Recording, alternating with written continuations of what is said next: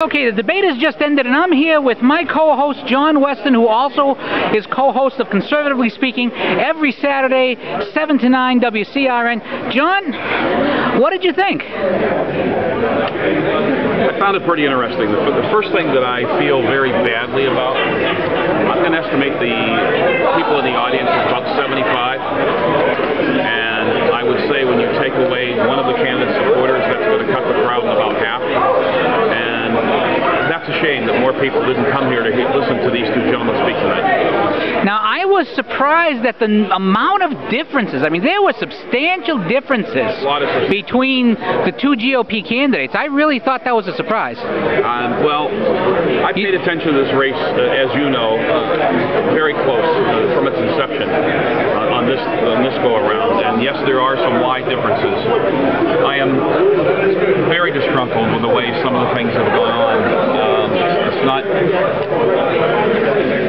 I don't know, it kind of reminded me like some of this is, well, I'll reserve my thoughts for future dates. I don't know that I want to go there right now. But well, one of the future dates is when they talked about further debates. I went up after the debate to the table and offered to give them the full 2 hours on WCRN some Saturday morning if they'd like it. Hopefully we might get them in studio and let them go after it. I think that what needs to happen is that basically what Tom Weaver suggested. When you're held to a 2-minute response and then a minute and so on and so forth, like Tom says, you get sound bites. We need substance here. And, the amazing thing is that they're running, whoever comes out of this primary is running against a congresswoman who doesn't even live in her own district. She doesn't care enough about the people to live in her own district. And the good news is both of these guys live in their district. But my gosh, we have to keep our eye on the prize here, and we really need to be able to choose over the substance. Not a lot of rhetoric and not a lot of kind of, to me, a little bomb tossing occasionally. Considering that this district went to Scott Brown by 15 points, I think a lot of people might be underestimating the chances of a GOP candidate in this 3rd Mass district. Do you think this could be one of the sleeper races of the year? I do. I personally think,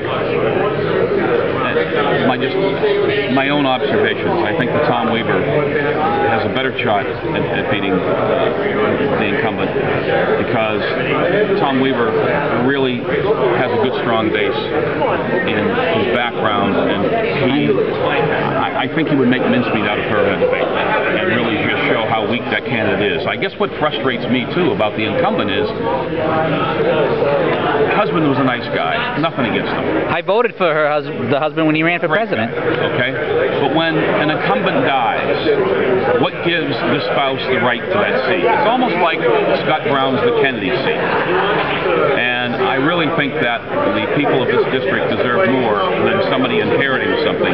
They need somebody who's going to be there and take up with it and make something out of it. Last question. You mentioned the incumbent. I interviewed Nikki Songas on the 4th of July, and she committed herself to running on her support of Obamacare. Regardless of our opinion of Obamacare, and our opinion of it isn't very strong, it's refreshing to see a Democrat willing to stand up for it, isn't it?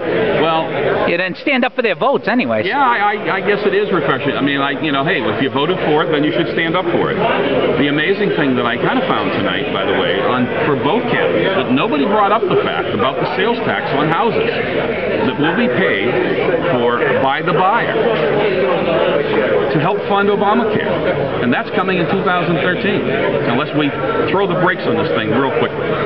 All right, well, John Weston of Conservatively Speaking every Saturday, 7 to 9 on WCRN, and also in my sidekick on The Tech Guy on the Radio, 10 to noon every Saturday. Thank you very much for your comments. Thank you, Peter.